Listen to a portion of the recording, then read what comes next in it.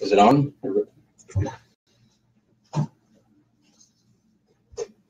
Oh, because I'm not going to hear the music this time, huh? Oh, there it is. Yep. There it goes. Is that one Put your headphones on. Put your headphones on.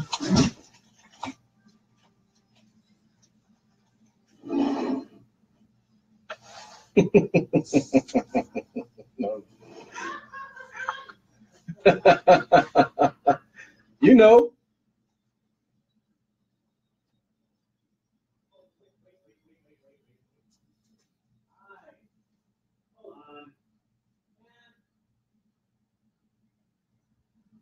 Good or no? Try again. Try again. We're live here, though. Okay, good. Welcome, viewer, listener, Instagram, Facebook, live. Just getting the show started.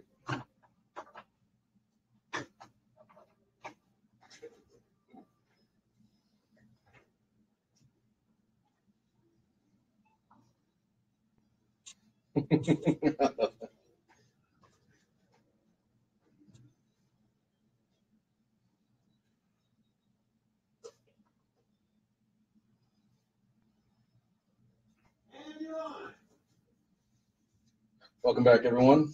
This is the SuperMex show, to the point.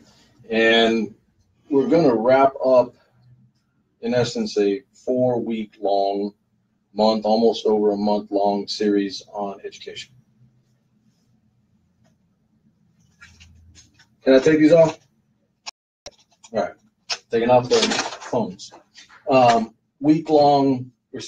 weeks, 5 weeks long series on education in general and Central Unified in particular. So what we've done is, and I'm trying to rehash it because we've got a lot of show to get to, but I've every week I've had a different listener or a new listener that's called, and they're new and they're going to be part of the show and they're going to be listening from now on.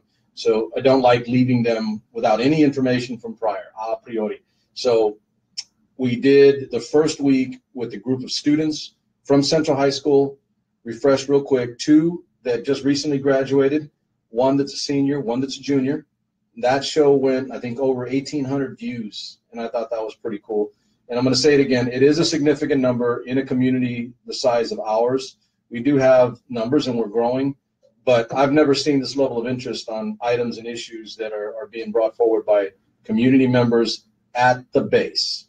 Alumni, new people, rural, urban, white, black, brown, blue, green, you name it, rich, poor, northwest, south and east, south and west. I mean, all of our different directions.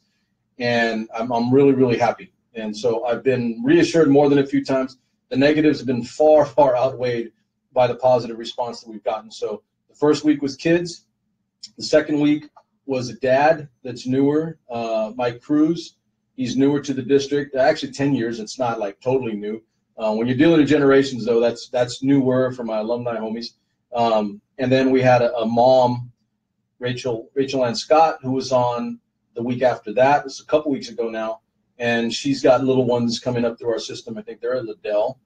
And she just wants to know, like Mike, new parents moved in the district with optimism in their eyes and in their heads about what we're going to be going forward.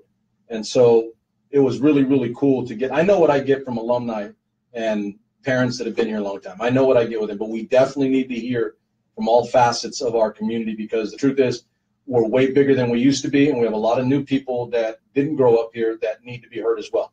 And then last week, I sat with the gentleman sitting in front of me today, Mr. Tim Swain. He is a lifelong educator, been in the system 25, Tim?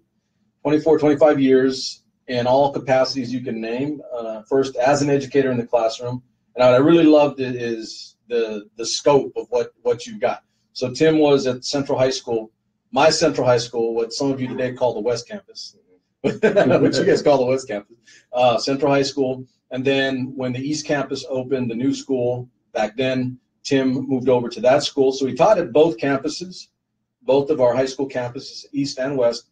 And then he moved into administration at LCAP. See, I did my homework. I paid attention.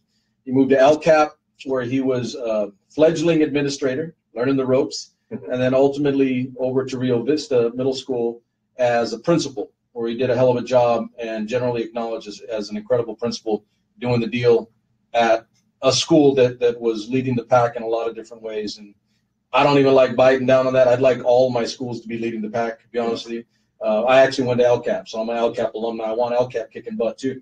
And then for the last 6 or 7, Tim's been in class that's an adult, more adult, and high school alternative learning. Yeah. Give me the acronym for class. What is it? Central Learning Alternative School Site. Okay. And then you have Central Learning Adult School Site. So Right. you have basically 2 schools Right. in one. You have the adult side and the Okay, and I did see that. Okay, Yes. I remember seeing that. I actually went to that campus. So Tim sees basically high school ages again, and other ages beyond that, middle school too, I think. Yes. So he's been in and around the secondary ages his entire education career, and that's why he's on the show again, because we're going to finish up. We had such a good conversation last week. We did not get to all of the things that we really, really needed to talk to. If I'm going to wrap up this series, as I was talking to Tim right before we went on the air, we need to give our people in this community, the average person, the parent, walking day to day, their kid to school, going through those doors. You guys need to have some items in hand, issues in hand that are fact-driven, based, and that are concrete, that you can say, this needs to be addressed, this is happening, how do we address it? And not from the edge of speak perspective, because Tim and I are from education, him far more than I, but I do understand what it is to hear educators speak and not totally comprehend everything they're saying. It's called edubabble. Edubabble. I was being polite. I did say it last time, though. It is edubabble, because after a while, it's kind of like this for my listener out there. They're talking, and you're just seeing lips move. You're like, and you walk away when it's done, and like, what did he say? What did she say? I didn't get it. And you're like, go ahead. Or they'll talk in circles. Yeah. And they try to talk over you. Yeah. Instead of, with you. Yeah. And you're like, yeah. So I know I've got parents that feel that way. Yes. I know I do, because they've told me that explicitly. Yes. They've Yes. said, yeah, I think I talked to this guy, and all he keeps talking and never stops, and I'm being polite because I don't want to interrupt, and he's the expert because he's on that site, and I want to listen so that my son or daughter gets a good education. Sure. And when I'm done, I feel like not only did they not really actually listen to me, they'll hear you, but do they listen and actualize the things that I'm talking about? So and so we're doing it up front because I'm a nice guy. Now, that doesn't mean everybody, but I challenge anybody to not find somebody who's done that to you at some point if you talk to enough people in the school system. Yeah. So Tim's with us for one more week. I'm going to take the lion's share of the material that we've talked about over the 5-week period, and I'm going to extend out to the listener and the audience. If you have something that's concrete, now please, whatever you do, this is all professional, courteous, and above board. Nothing that's personal, nothing that's petty. If it's a legitimate concern that can be addressed by our school system that will clearly make our district better, I want your input. I mean, it's that simple, because I'm going to internalize your input, and I'm going to put it into a form with other things that are going on that maybe you don't know about, but that are taking place. Because the truth is, not every parent deals with exactly the same issues, but they may, if they stay in the system, deal with issues at the high school that Tim and I are going to talk about a little bit today, and that we're trying to head off. So your son or daughter, little Sue or Billy, or Josecito and Maria, don't have to deal with. All right? We don't want them having to deal with these issues when they go to high school. We want to solve the problems in advance of there being a problem. And that's why we're talking about these particular issues.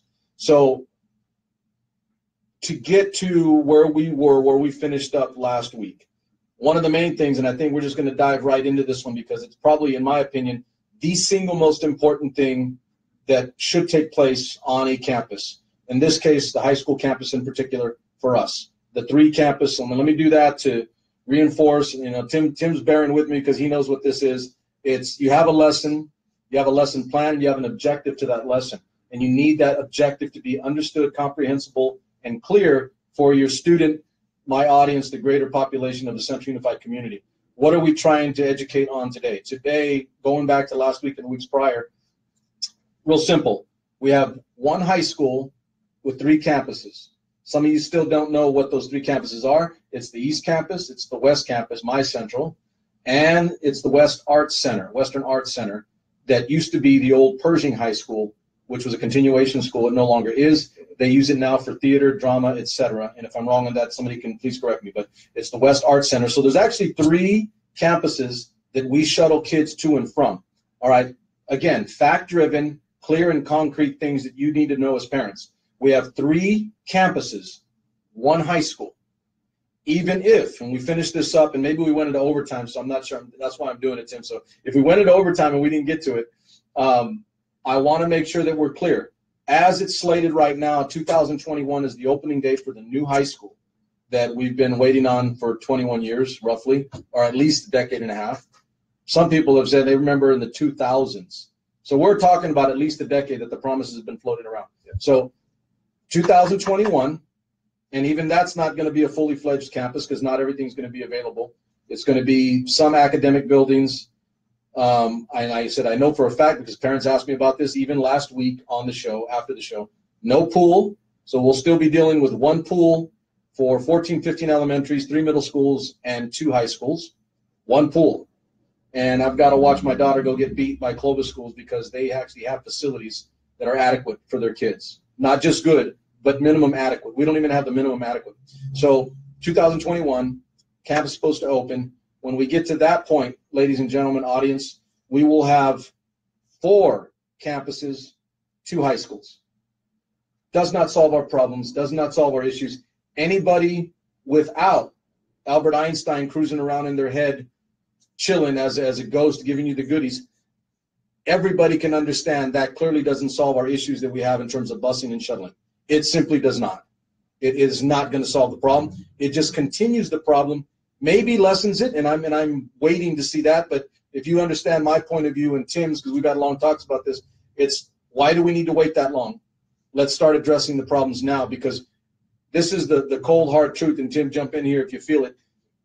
If we are underlying agreeing as a community that we can wait till 2021 to address some of these problems with shuttling and busing and kids being out of class, which is going to be our main point today, instruction time out of class, then gentlemen, ladies, and everybody else not sitting on a cushion, those people, those kids that we're funneling through the system right now from 2017 to 2021, a 4-year window, we're acknowledging that we are not going to give them the best education possible, and we're acknowledging that we're not going to give them all of their instruction time. I want everybody to be really, really clear about that. I'm not okay with biting down on that. I think it's fundamentally wrong, and I think everybody should be not okay with that. But by doing that, if we okay and say, okay, it'll get solved in 2021 when we build a new high school, then for 4 more years, and that's if it gets built, by the way, in time, that's 4 more years that we are okaying, signing off with my little red pen, that it is okay for those kids to continue in the system as is current. So I'm going to do a good thing here because I'm a nice guy, and my ego is so big that I'm entirely okay with Tim doing the deal. So Tim and I both printed because he brought it up, and it was good after we finished our conversation last week. And then Tim's going to run with this one. So we pulled up, Tim brought up, and we pulled up the section education code for the state of California. I want Tim to read these directly from an educator because I'm no longer in the classroom. Thank you. Before we get started, hi everybody. Also, I wanted to just say that yes, I'm teacher, former administrator, but 2 of my 3 children graduated from Central High School. What? Yes. What? What? Yes. That's not possible. Yes. So 2 of I thought it was understood that if you're in this system as an administrator, you must send your kids away. No. I'm being facetious, and I'm being mean. No. Okay. No. So, but my point to that is that we don't have, not all of our administrators have their kids in the system. Go ahead, Tim. Yeah. So we've kind of been talking about instructional minutes, and when I first became an administrator, that was one of the things that was my focus.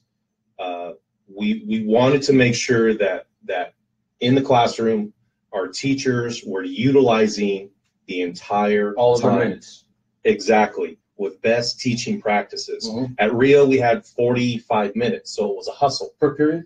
Per period. Oh, wow. I didn't know there was that little. When we first started block schedule at the East, it was 90 minutes. I think it's down to 75 now. Okay. So when I went to Rio, one of my first things that I enacted was, we're done with the disruptions.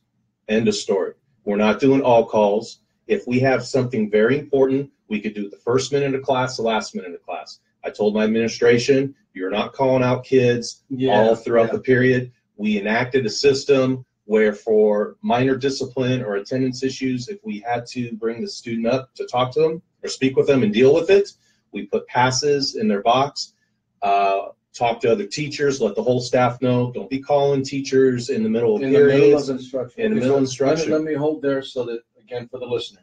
So we're going to start with what Tim's doing, because at the base, Tim went about correcting the simplest of things that you can do in your own classroom to get the maximum amount of minutes. And then we're going to work to the larger, which become more formulaic, and they're out of the teacher's hands and they're out of the site administrator's hands.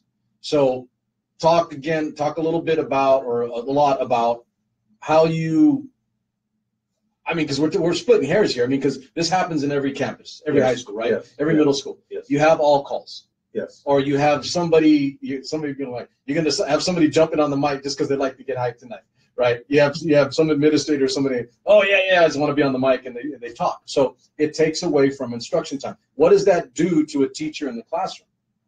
Well, you're right in the middle of a lesson, and all of a sudden your phone rings, all call goes off, and you have 38, 40 students, right, eyes on you, and all of a sudden that happens. Right. It takes about 5 to 7 minutes to get back to so around. It disrupts the flow of instruction. And could you imagine time and time and time again, over and over again? For me, that was one of the first things that I implemented. It was about being an educational leader, instructional leader, right. And you have to build a culture and a climate around that to focus on best teaching. So for me, through my administration classes, and I do have a master's in education as well. Oh, for you. Yeah, I know. Thank you. I came with the credentials, so maybe built in. Okay. Yeah, it's built in. One of those things. Anyway, but they got the money out of me. So we talked about education code. There is an education code statement in there, Ed Code 32212. So there's 3 here that are ABC to this Ed Code. And so, and I do think, as I read those, I said to myself, and again, I've already talked to you about how I really, really want my listener and audience to understand, so that we're not just talking heads and we're moving, right? Because that's other people. I want our listeners to understand. When I read those, I said, okay, this is palatable. Yes. This is digestible, comprehensible. Yeah, so I think the most important thing for the average listener, and then we'll get back, because we're actually talking a little bit about C and what we're talking about right now, what you're bringing up. Go ahead and read A. Read A. Legislature, so California legislature finds and declares that interruption of class time seriously impairs the educational process. Okay, so this is something that mom and pop, Joe community understands anyway, right? If you're interrupting a classroom, if you're doing things that are interfering with the teacher's ability to teach, disrupting the flow of instruction, that is not good. Ladies and gentlemen, that is in Ed Code. It is law. It is California law that we are not to do that. And so you're going to say, wait a minute, when I was in school, it happened all the time. It doesn't make it okay, by the way, because even though it happens, it just means we have to be better about policing and making sure that it doesn't happen to us. Well, it's about building that culture and climate within your school, within your district. Right. And that what's important. Is it important? What is more important? Is it more important that kids know that the rally is Friday at 3 o'clock, or that or this morning at 4?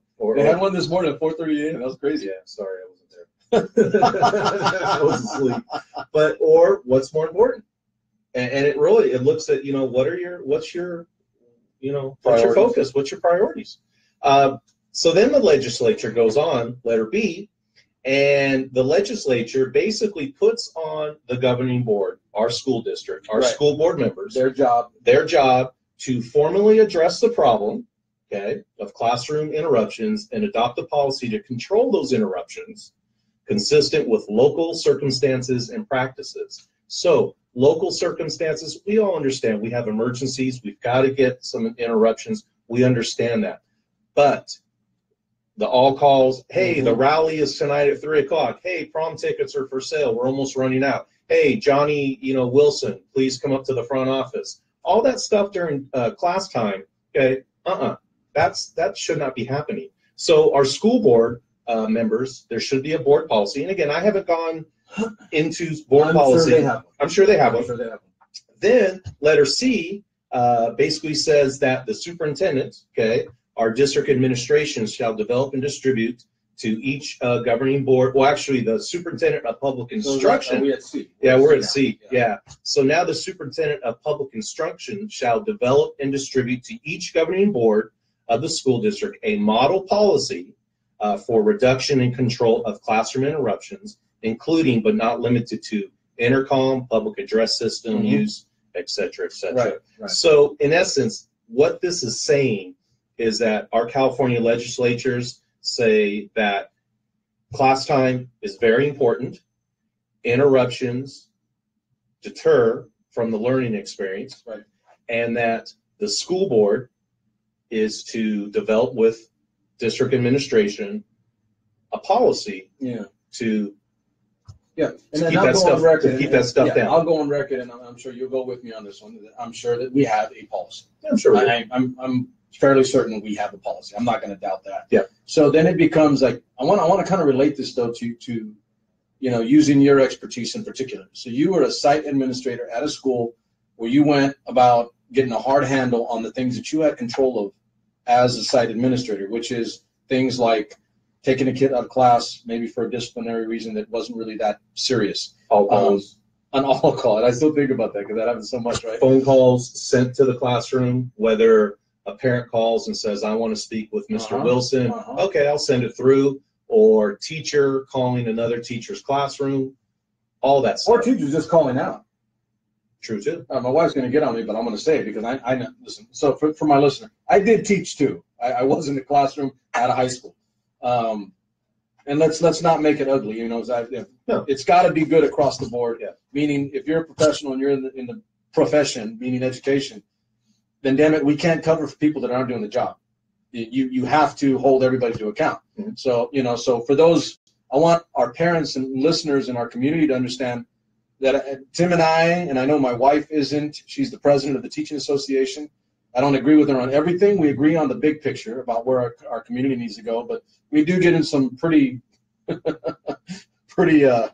heavy arguments regarding day-to-day, for teacher. And good ones, actually, really good ones about where we go and how we develop a staff. But that includes everybody. Everybody's included in this thing because if a teacher's not doing their deal, they're on the phone texting a friend from, during the middle of instruction or during the middle of class, and I'm the nasty negative of, a teacher is sitting on a desk while the kids are doing some work and they're over here fiddling around. Okay, we're not okaying that either, by the way.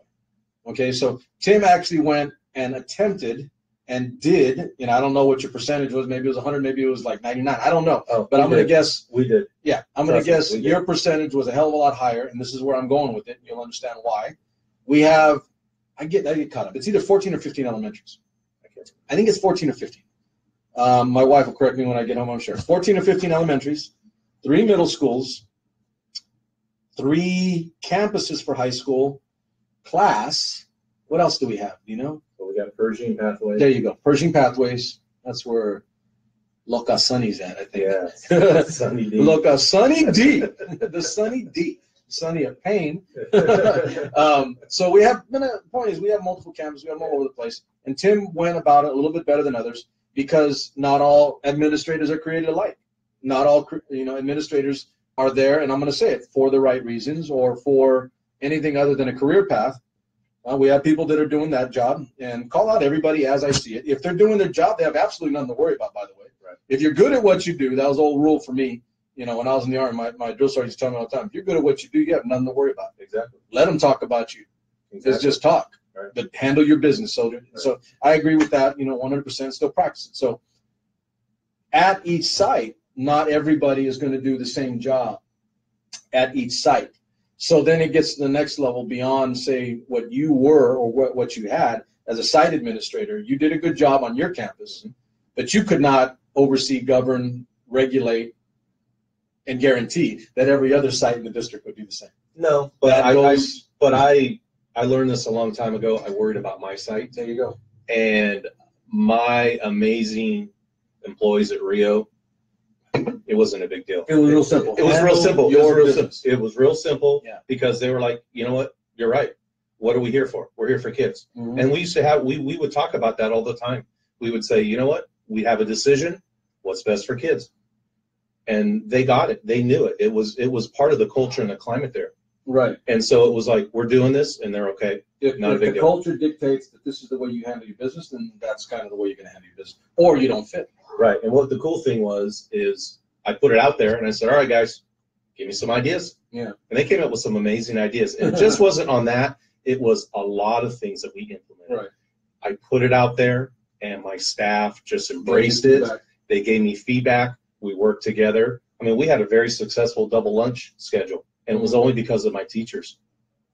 I didn't develop it. Having the double lunch. And it was amazing. And it worked for the teachers. And when we had to tweak things, it came from the teachers. And so with this classroom interruption, it was a no-brainer. It was like, yeah, not a problem. And it wasn't like it was happening when I got there. Mm-hmm. It just, I needed to set the tone. Yeah. This is who I am. I'm the educational leader, and we're going to continue that culture or climate. That's Here simple, because I mean, here's the God's honest truth, ladies and gentlemen. I mean, everybody has their skill set, their schema, their background, their expertises, and you don't have to be what everybody else is. Right. Just be you. Be you.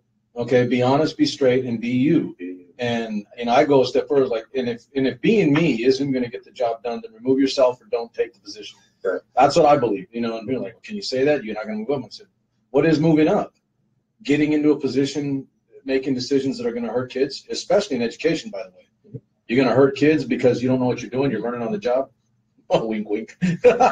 Wink, wink.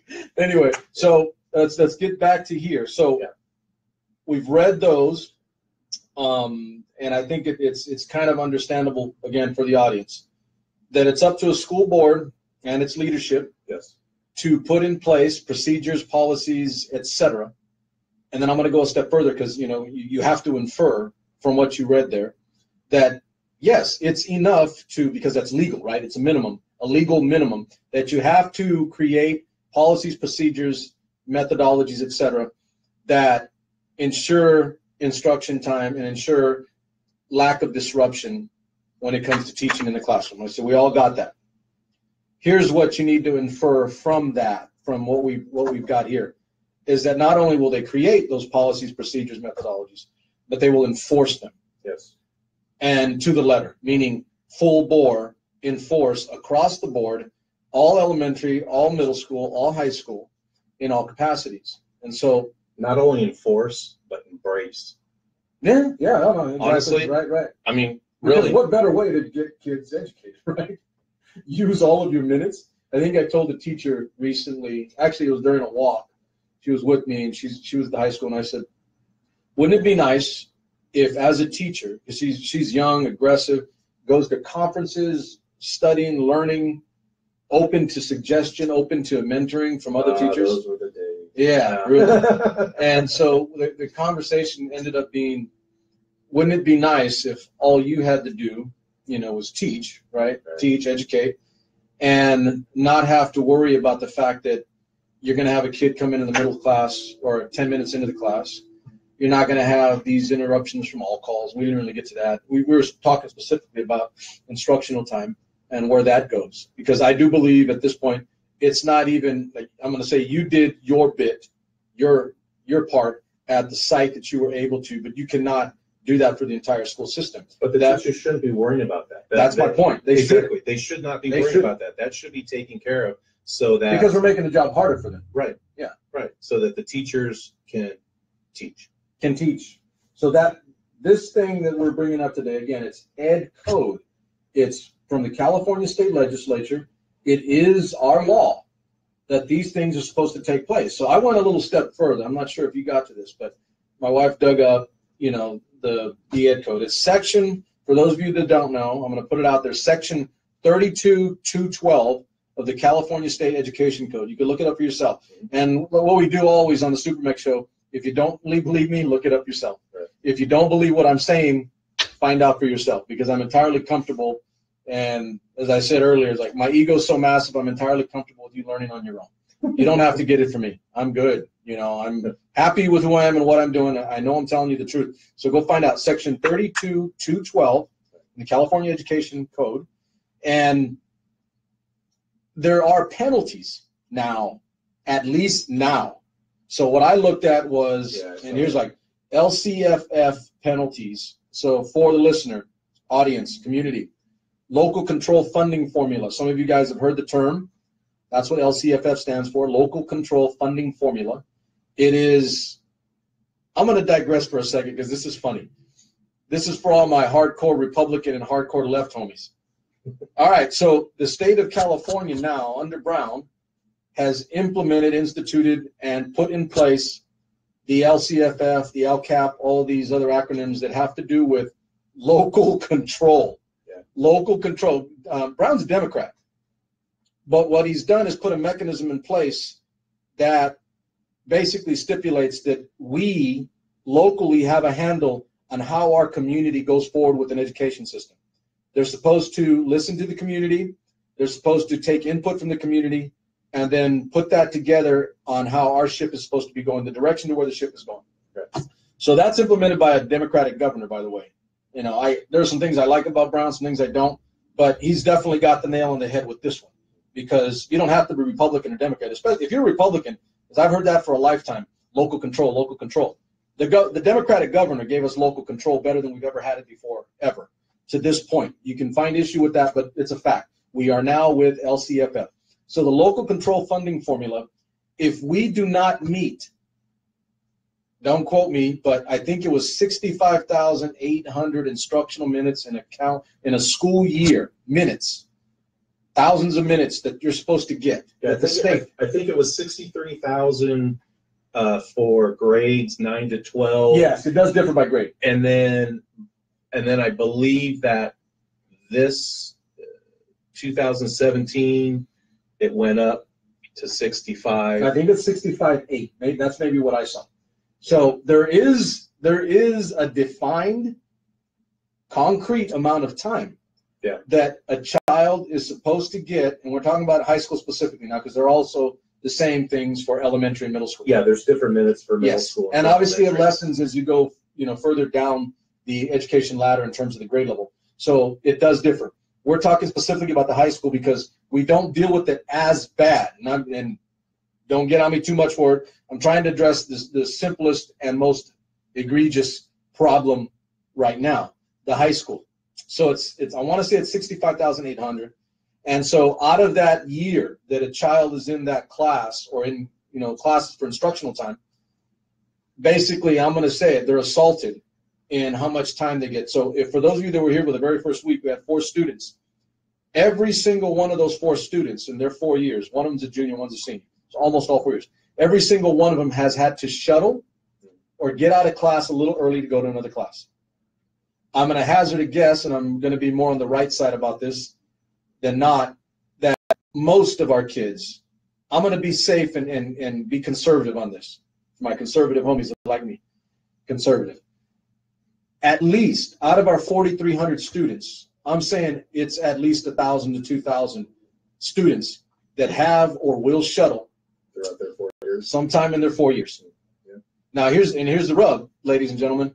If they're missing any minute out of class, not because the teacher, not because the student ditching or not paying attention or discipline, not because an administrator isn't doing their job, meaning at the site, a principal or VP, but because our system that is mandated by the state of California to ensure this is not doing their job. So I think I broke this down once before. It's not the student's fault. It's not the teacher's fault.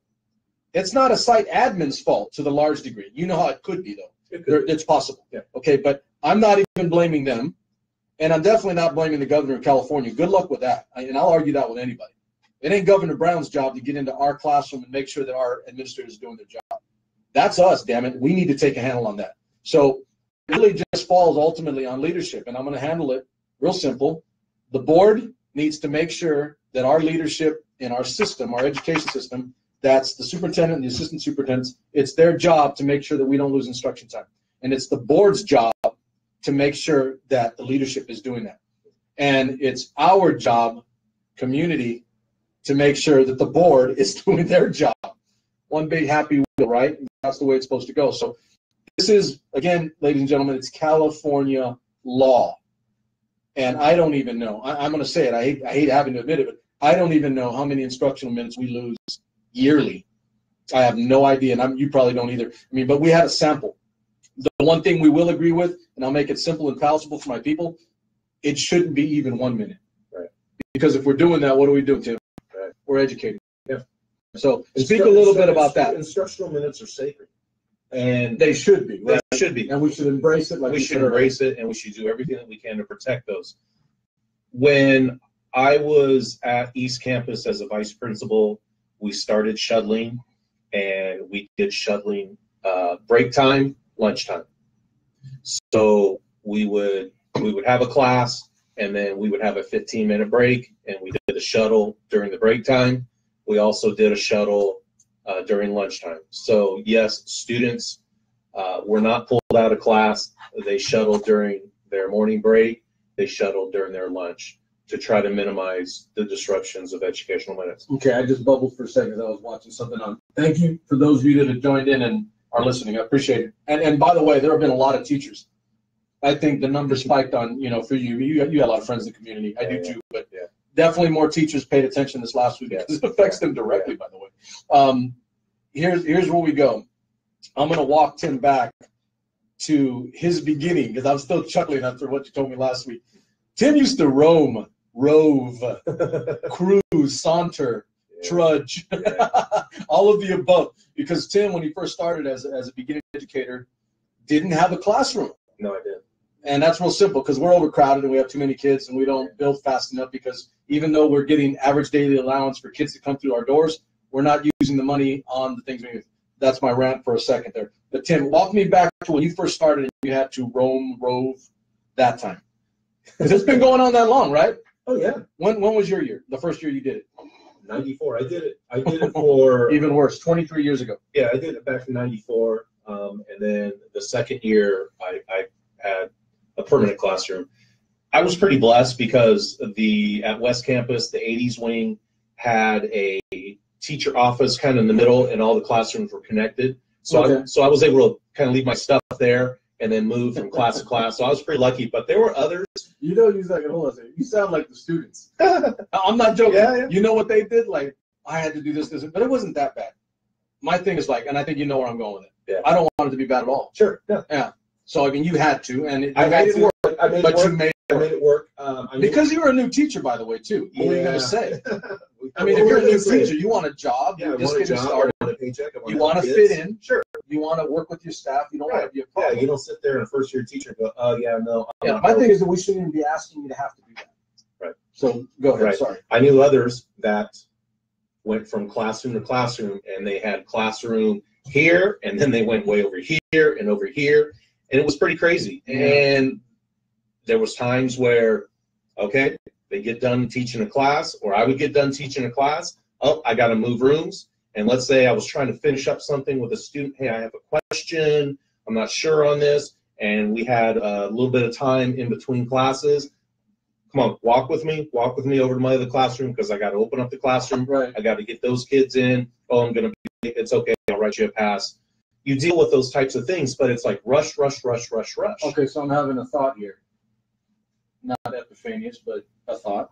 If you're doing that, if you're rushing, at any point, and maybe you're just going to say no because maybe you made it work, but isn't there a possibility there that you may be late or that you're running late or that all the time getting set up? All the time. I mean, because it's not like, okay, so what our people need to know. So we have lesson plans as educators, as teachers, right? And you have this objective that you want to get into the student's head before the class period's done. Or sometimes the lesson plan isn't just one day, ladies and gentlemen. No. Sometimes it's continuous. Yeah, it can be multiple days. See, I still kind of remember some stuff. That's good. My wife's been trying to get me to teach again. Mm-hmm. Never know. Anyway, so over time, you're providing this lesson plan. You want to get kids educated, but I'm going to say, was there ever a time that you were not just, if not late, outright? Maybe you were. I don't know. But did you lose instruction time? Yeah. There you go. Yeah. That's what I wanted to hear.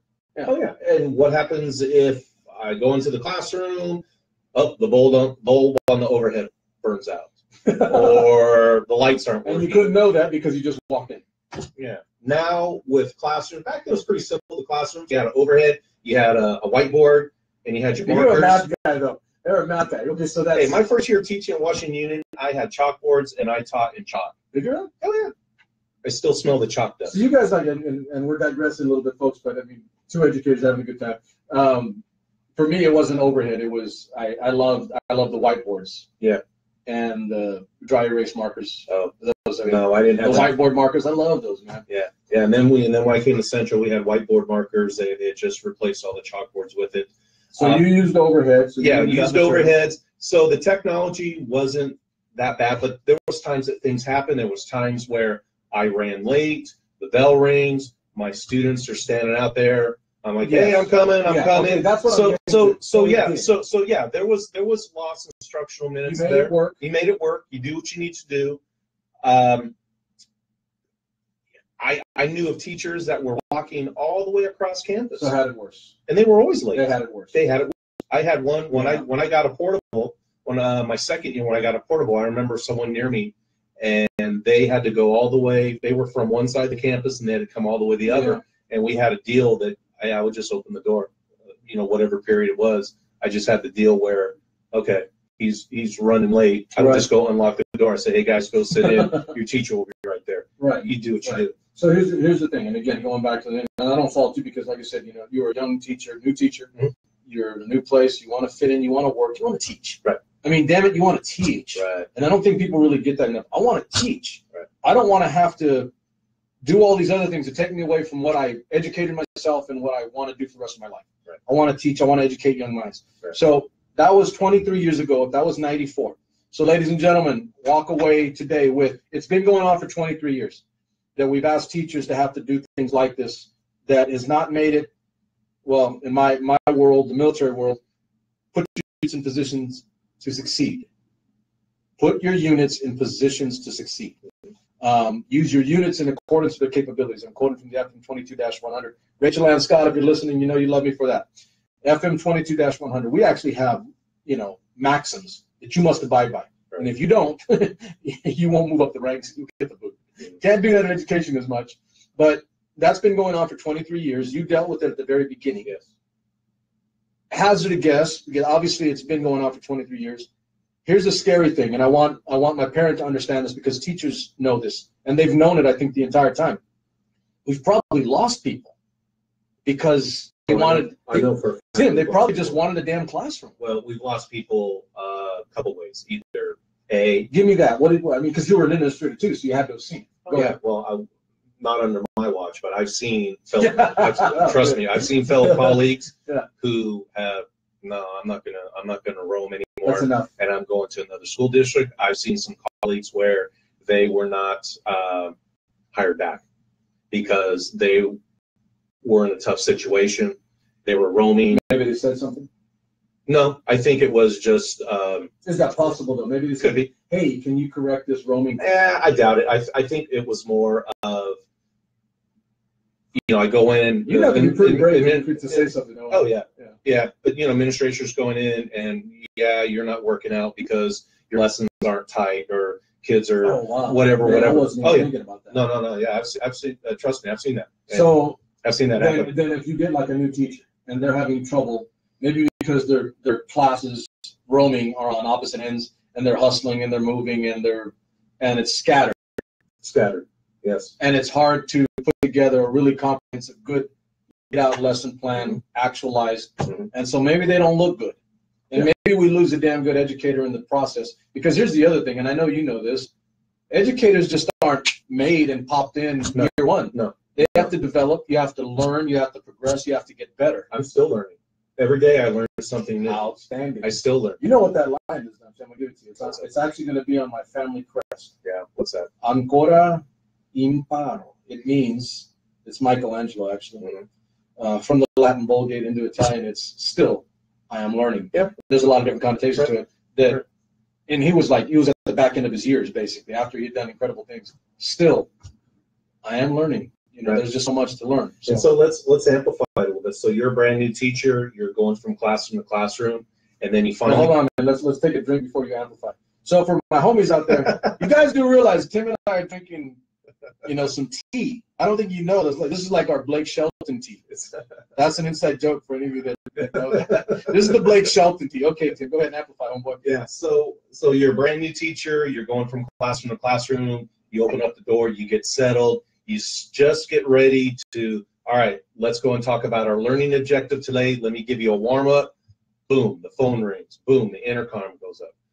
Or you get into your lesson, you're 10 minutes into your lesson, and you have 3 or 4 students that walk in, oh, the shuttle was late. Or you're doing a great lesson, and you're just getting ready to kind of hit that high point of the lesson, and it's like, Mr. Swain, we got to go on the shuttle. Wow.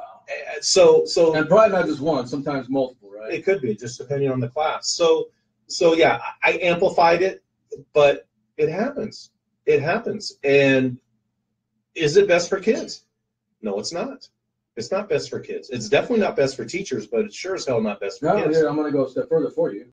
If it's not good for teachers, then by extension, it is also not good for kids. Exactly. Because you're supposed to be doing the job of educating that child. Right. And if you're not doing that job, how the hell is it going to be good for them? Sure. So, I kind of get, and I'm now that I've got you, you know, because you have been in the administration, and too, I've not even delved into that, and we probably won't like spend another 15, 20 minutes, whatever else. This goes by quick, homeboys. It goes by quick. It does. We won't spend too much time on it, but I think I'll blanket statement, and if I'm wrong, then so be it. But we have definitely lost potentially good teachers because of our roving, busing, shuttling bureaucracy of a Byzantine process. That's pretty damn good. There's a lot of B's there, but they're all not good. I had a teacher position open, and we interviewed this amazing gal, and we're gonna get her all lock, stock, and get her signed.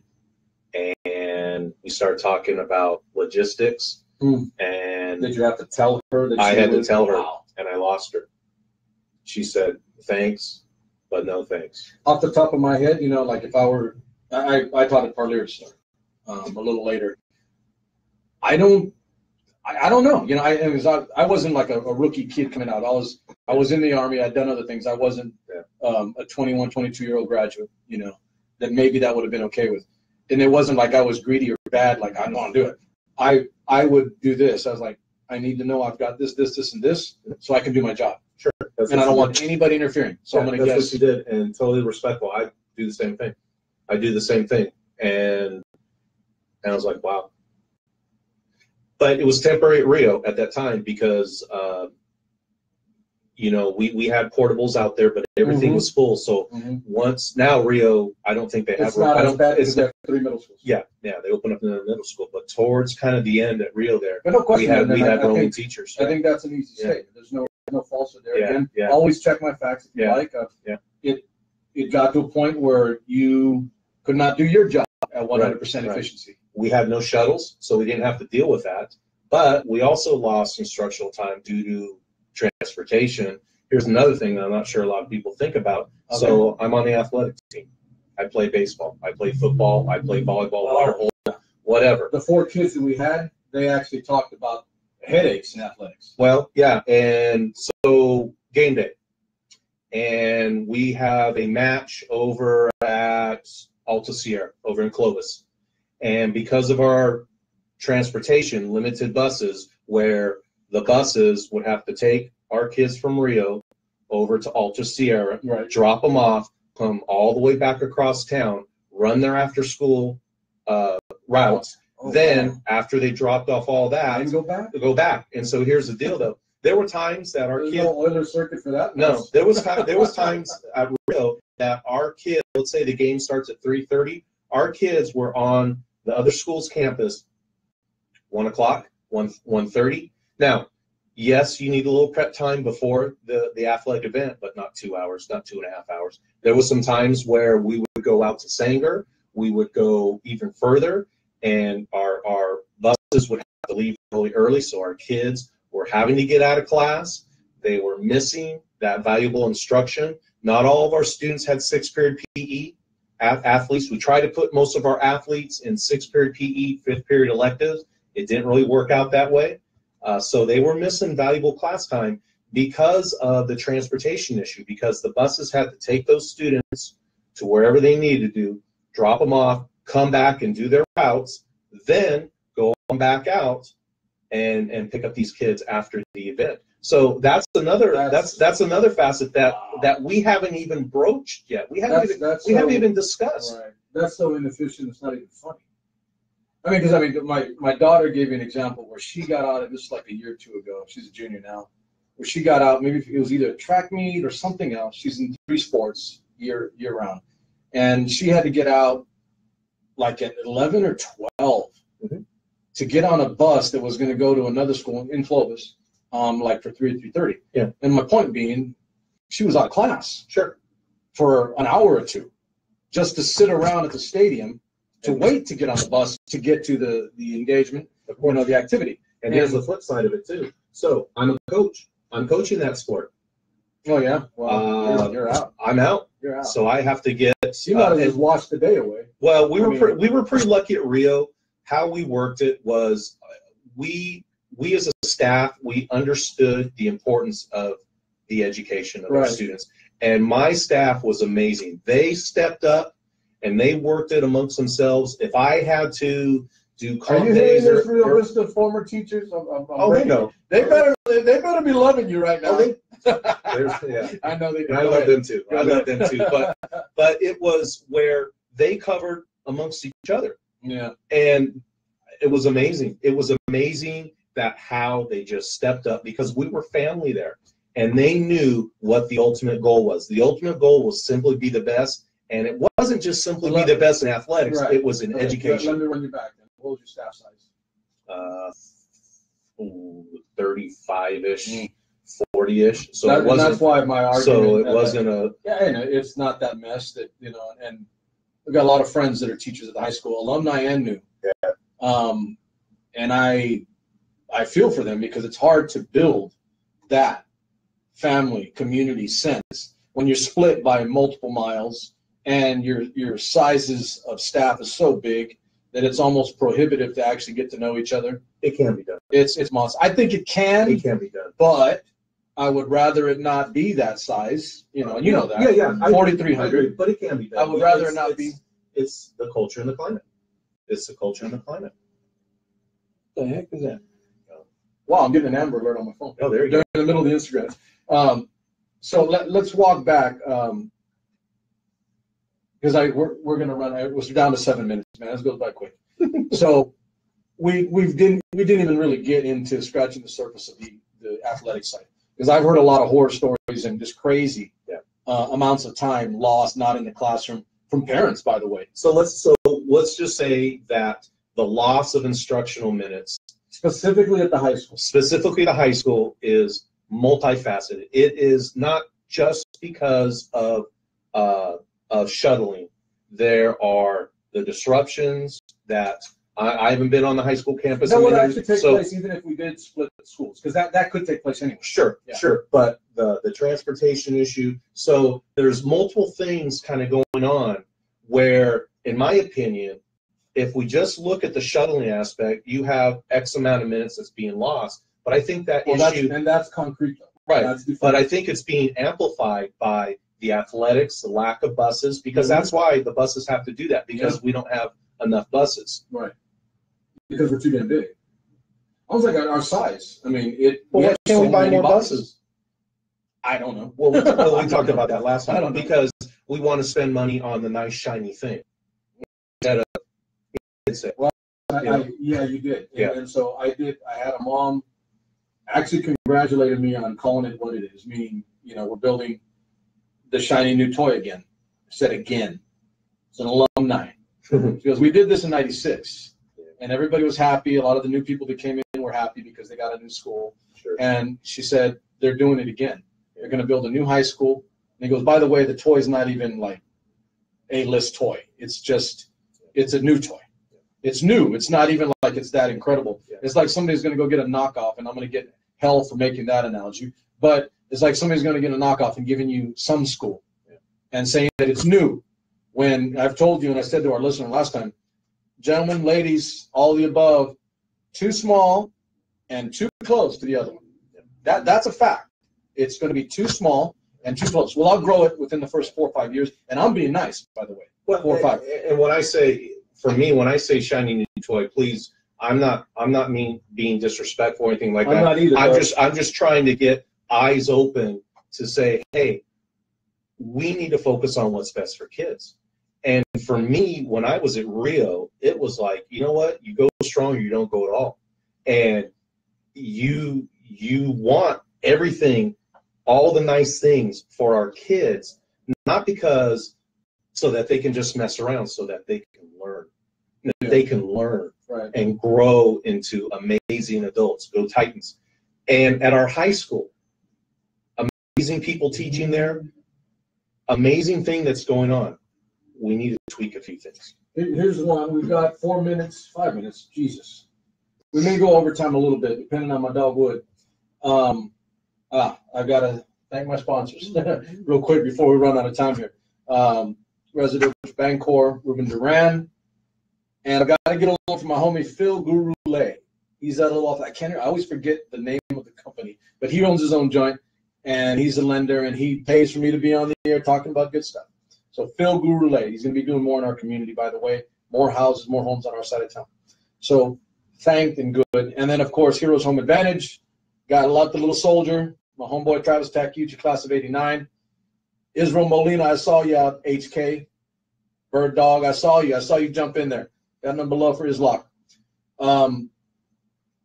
Watch this. In 4 minutes, one of the things I said, it's not about bringing up issue, but also bringing solution. Yes. I have something that I've thought about for many, many years, and so everybody's aware. I have brought it to the district and given it to them to see what they do with it. Instead of building, the new thing at the site that we've got current, meaning by the stadium, because I do believe it's going to be too small, like really, really quick. And I do believe it's too close. And everybody that attacks that without any subjectivity and just analyze it on the surface of it will say, okay, it's kind of close and it's going to be kind of small. This is what I'd like to see with our dollars, by the way, our dollars, our taxpayer dollars. I'd like to see that, and this is the first time I think I'm telling you, I'd like to see that made into a regional sports complex. Why? One, because it's too close and too small. We have a stadium there already. What I'd like to see is state-of-the-art, blue-chip material in the form of fields, soccer fields, baseball diamonds, everything, you name it. Everything that you need for a high school to be a fully functioning blue-chip D1 caliber facility place. Why? Because we have 3 campuses already. If we build another one, we should build further north. You got me on record as saying that. We need to build further north to the locust of our main population base that's going in that northwest corner. And everybody's going to agree with that because it's true. So if we build a regional sports complex, this is what it does. It allows our students currently, not waiting on 2021, the students we have in place right now can get the best facilities, as good as what Clovis Unified has, in one location, and we share those facilities out with the 2 high schools that we would have, and then the 3rd that we build. And here's the beauty of it, and this is actually genius. What does it allow us to do? Is it allows us to catch up in facility programming over time.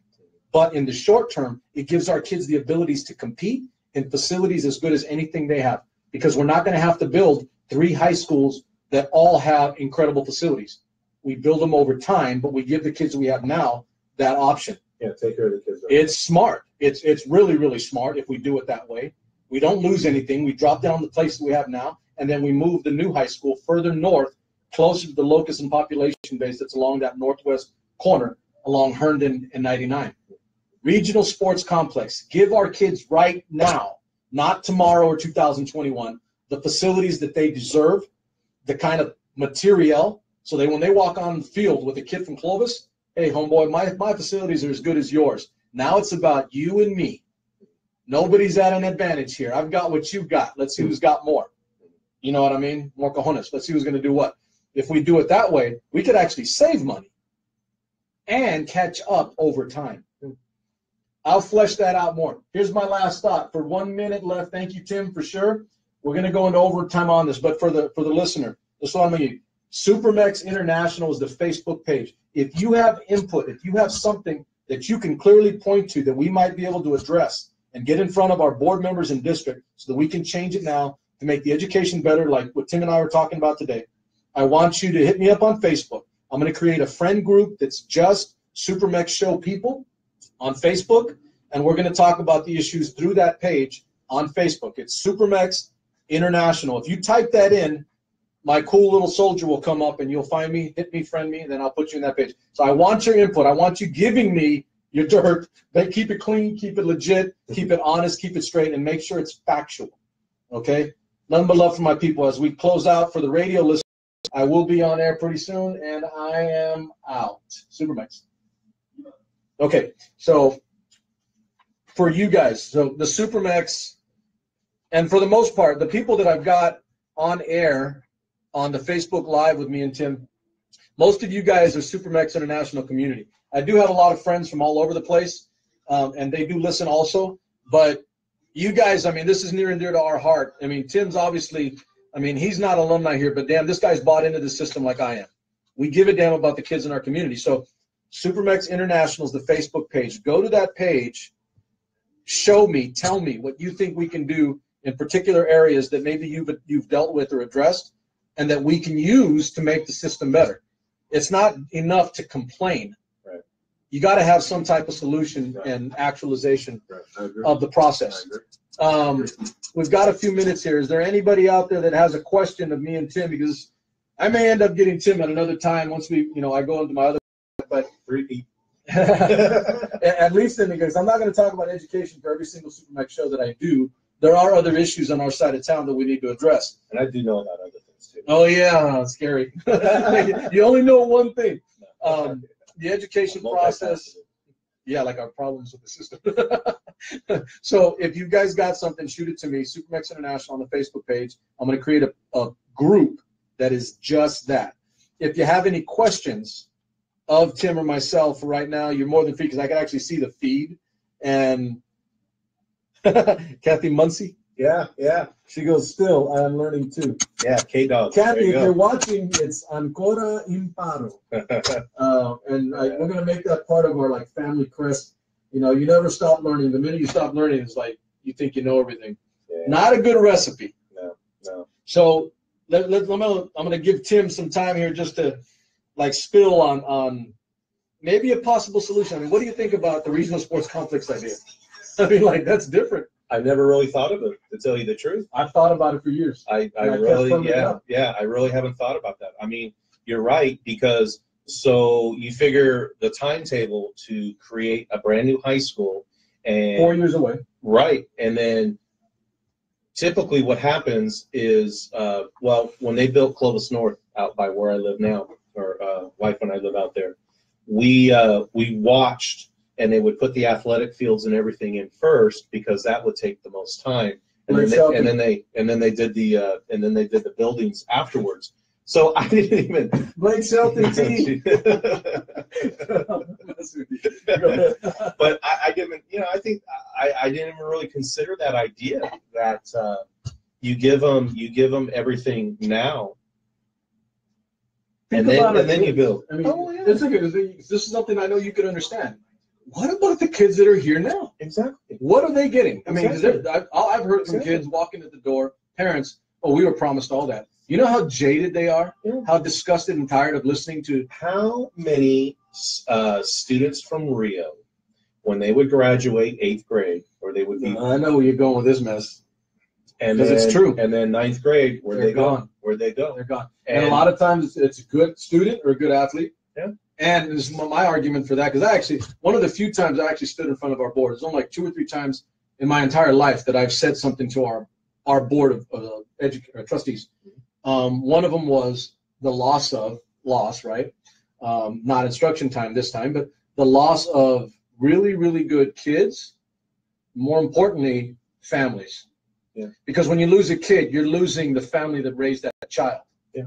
You're losing community. Right. You're losing family that we could be building. And I've said that's a problem. We lose. And I want to say it's mostly out of Rio. We lost a lot of people from Rio. We did. That have gone on. Maybe more so than some of the others. But it was amazing that my son's senior year, he's playing football. And I'm like, oh, that was a real kid. And we, playing Clovis, Fresno, whoever. Oh, that's a real kid. That's and the kid. Schools, I mean, it's scary. So I had a mom tell me, like, well, we've got kids coming to Central now, but for football and for a handful of other sports. And I'm going to say it, academically, they're not coming over here. And so nothing against, we have a great football team. They're playing in a little bit, actually, #1 in the Valley, their last home game, and they'll be #1 in the playoffs, and I think we're going to win it all this year, first time. Cool. Go get it, Tompkins, you little hero. Yeah. We're losing them. We are gaining some in some sports, because that's true. I've heard that. But it's not academically that we're getting it. And damn it, what are we here for? And it's a shame because, I know, I used to know most of the high school teachers. Now there's so many new people. There's so many. But they're amazing people. They're amazing teachers. They're there for kids. We just need to clamp down a little bit on a few. We need to do some tweaks so that they are allowed to do their job and do it as well as they can, or how they've been doing.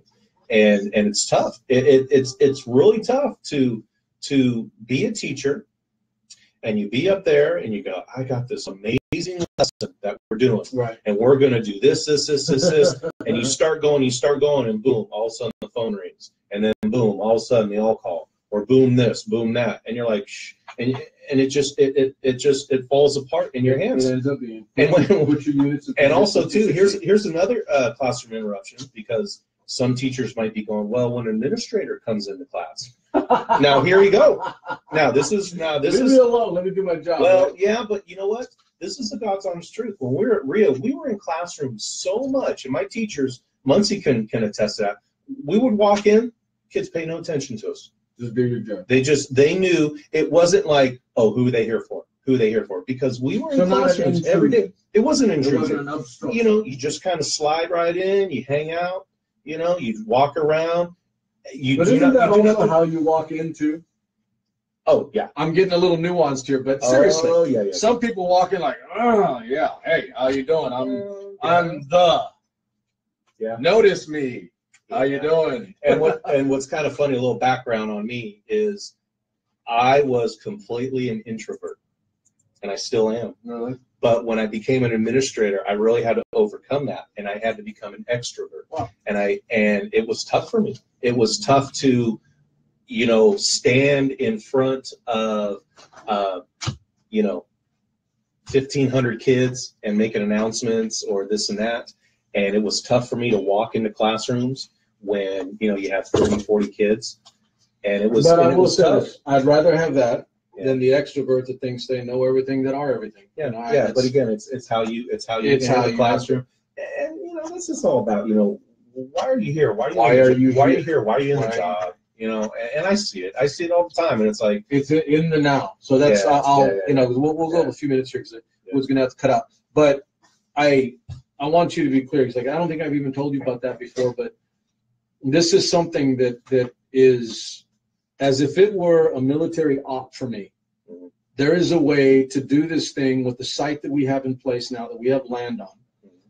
And I will have some people that find fault with it, but they will not find better. They will not find better, because a lot of my people that are in the newer area going north to Herndon, they're not going to like having to go basically back to the East Campus to get to the new school. Right. I mean, because it's 5 minutes away. Yeah. It does need to be centered further north than it is now. And here's the thing. I'm thinking 15, 20 years down the road. How the hell do we grow if they're all like back to back to back right next to each other? You see my point? Yeah. You're not adequately planning comprehensively for how you're going to develop a community. You're just going to pop in a new school. And this time I will say it, you're going to drop down a shiny new toy to get it done right now. And 15 to 20 years from now, where are we with that? Well, we're going to end up kind of like what we have with East Campus, where it was way too small. It's packed. It's just so jam-packed. But a regional sports complex gives kids and this community something to be proud of right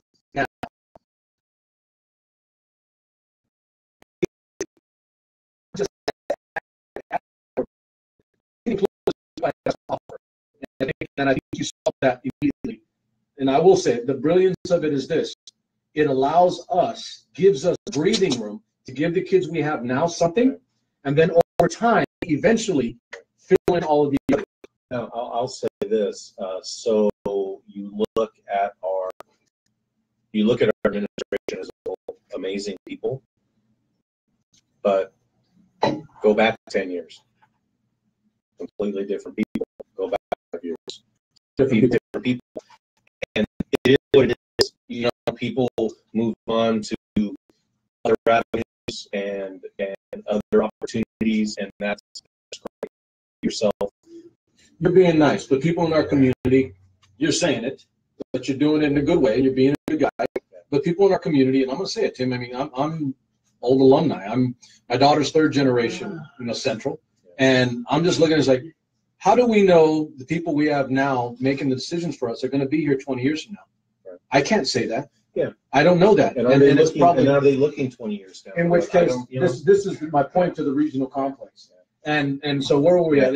So we had a water polo game in Reedley, and our girls got the tar beaten on them. They were done. As I'm walking out, there were people walking in to their aquatics complex, because as soon as that water polo game was done, it was community hours in that pool. Yeah.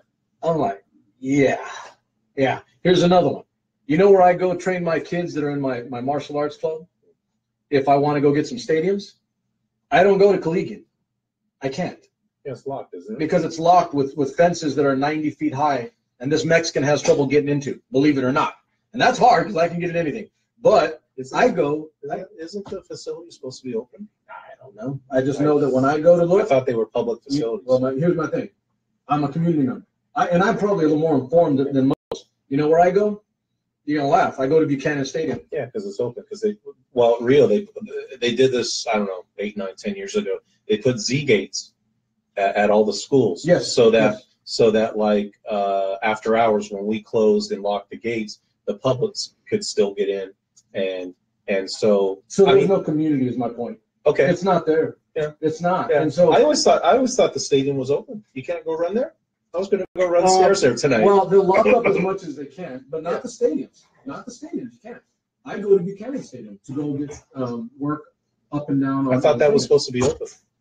I really don't know. All I know is that when I go. Maybe someone knows. Okay, and somebody could probably correct me, and probably an admin that's listening, because I know you don't like what I'm saying, but I know you're listening.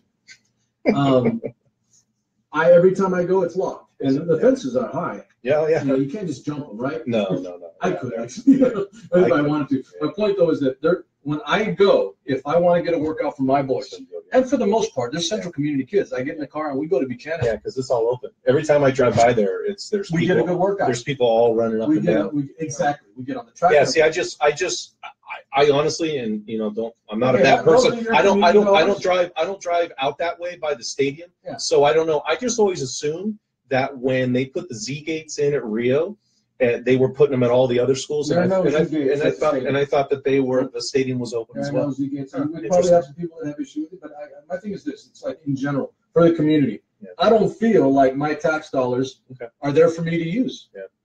Build a regional sports complex. Mm-hmm.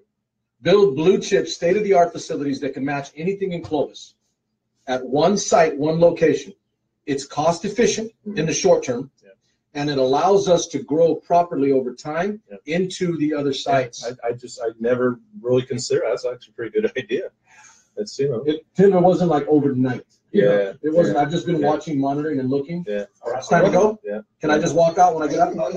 All right, cool. See you, homeboy. See you, bud. Thank you. Take care. So interesting. I want, and it has been brought up. I mean, like I said, I've got my issues and complaints and things that I think we need to address, but I also bring solutions. And you may not like the solution, but you at least need to analyze it on the surface for what it is. Because I do know, and I've heard earfuls from my parents and community members along the Herndon corridor that are Liddell, Rio Vista, River Bluff, and Soroy. They're not going to want to drive, they don't like driving to west. They don't even like driving to east, to be honest with you. Yeah. I'm not totally faulting them, and I don't think that we should just say, okay, you don't like it, so we should do it. That's not the way the world works, right?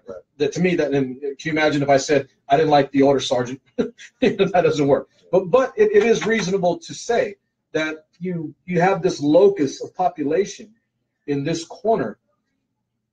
Why are we not trying to get that high school further north, closer, so that in the morning, and this has nothing to do with pleasing a parent. It has everything to do with educating a child, because if we can get the kid there quicker, they don't have to get up as early. They don't have to be on the bus as much. Right. We make it optimal conditions for a student to learn. And I know you'll agree with me on that because that's what you believe. Yeah. How are we making it best for a student to be able to learn? Right. If we're not planning that out properly, then that needs to guide every decision. Guiding principles, right? Yeah. I don't like that term, but yeah. It's an administrative term. Well, no, I just remember I was tested on it. Oh, really? I need to know all our guiding principles. Anyway, long story. The guiding principle for me is real simple, and I know you're going to say it. Central has guiding principles, but my guiding principle is, and it's always has been, it's you do what's best for kids, and how, what's going to maximize their education. Because I don't think we look at that. I mean, just do it real simple. If we were, Tim, would we be waiting 21 years on promises that were never fulfilled? Multiple bonds, by the way, which we never talked about, and I know a lot of my friends are not happy about. I saw one of my colleagues brought her tax oh boy, how many were on there? Just as many as I have. 3, 4, and I'm over. We're over in Clovis Unified. And you're in the north area. Yeah, and I was going. We just received ours. And I was looking. So hers is Central Unified. Hers is Central Unified. Ours is Clovis Unified. And we were looking. You compared? Yeah, it was like, wow. There's just as many. Pretty close. Bonds. Yeah. Bonds that were on the hook. There's a lot of stuff. Yeah. What's crazy to me? Interesting. This was brought up to me by, because I kind of, being in one of my more forgiving moods, trying to, be a mediator. Because they talked about bonds. And like, okay, so, well, we didn't get this. Well, how is it that all these other schools can build high schools and we can't? I'm like, well, it's a different tax base. You can kind of make that argument for Clovis Unified. Okay. Because their tax base is different than ours, and they get more money out of the community. But somebody brought up a point to me. Okay, so with Madera and Madera South, because I actually taught at Madera High right before they split. They had the Madera South campus. Yes. But it wasn't two separate yet. Right. It was. So I was there when I first started teaching. Okay. And they did split. It didn't take 21 years.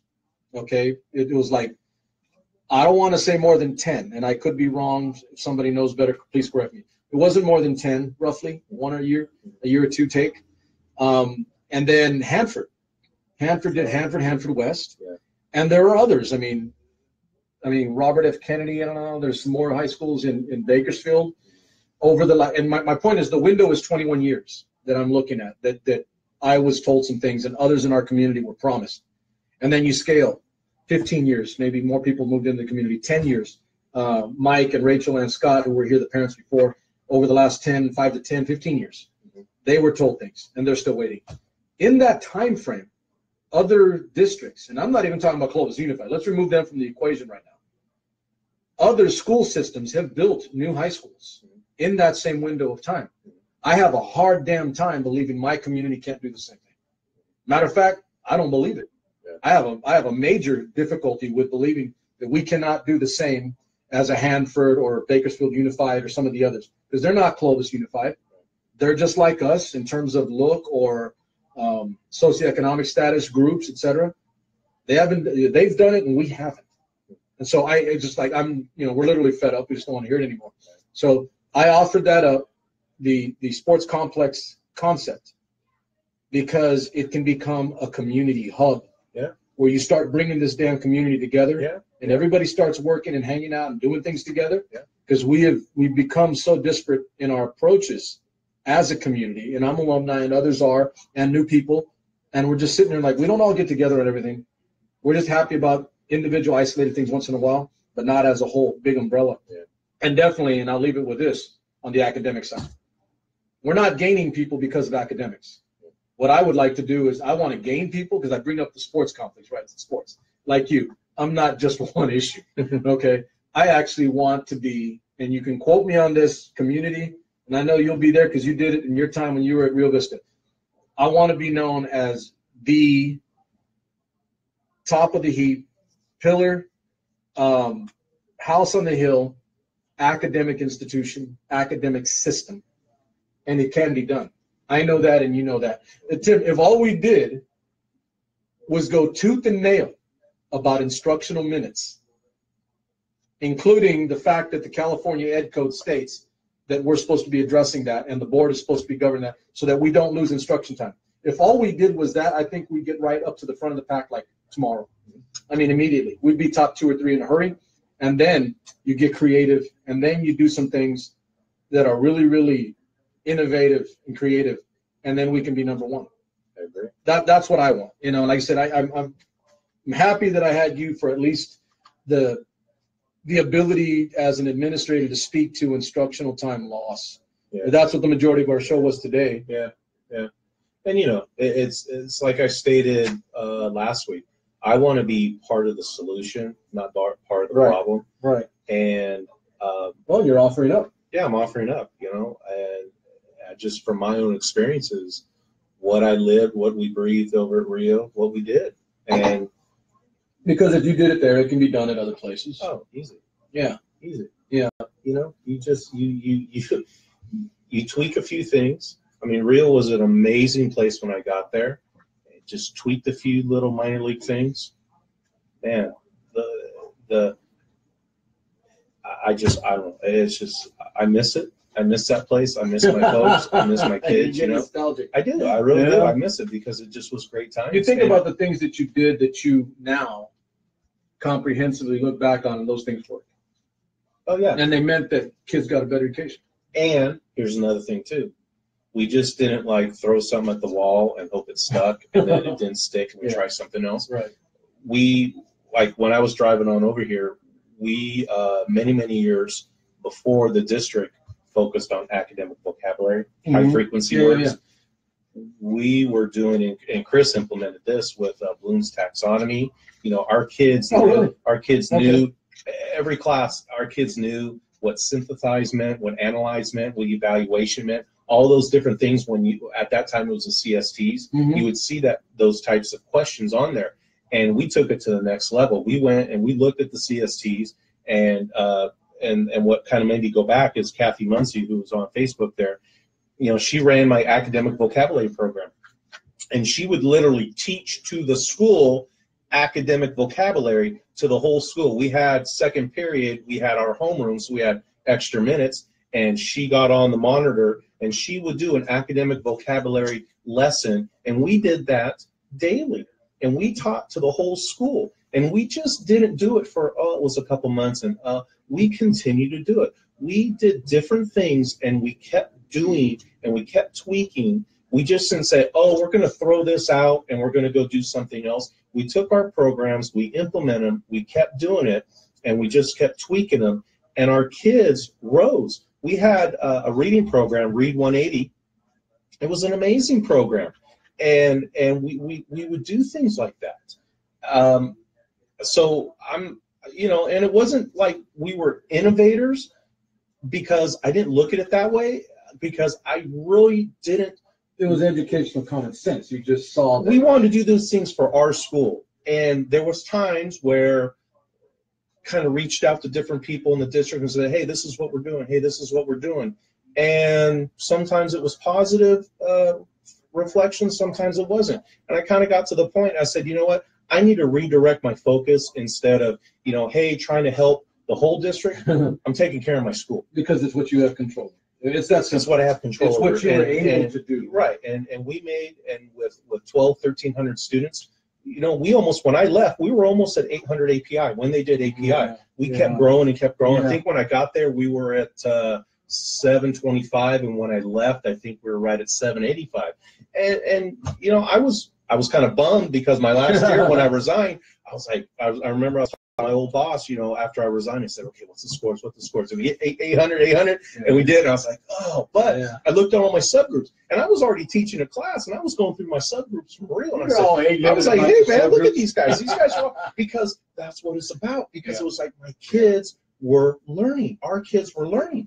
And our teachers were doing amazing things. So everything you've said to now, And it sounded like you needed to say those things. I mean, it's like you're kind of like, so you get nostalgic a little bit, but you see the things that you did that worked. Right. And all that I'm getting to is like, again, former teacher, not in the trenches anymore now, but I'm a parent and I'm a community member, and nothing that you've said to this point is something that I believe is impossible to do and duplicable at other sites. I mean, it's not like these things cannot take place or happen at more than one site, meaning as a whole, we can blueprint the process so that they're at more than a few.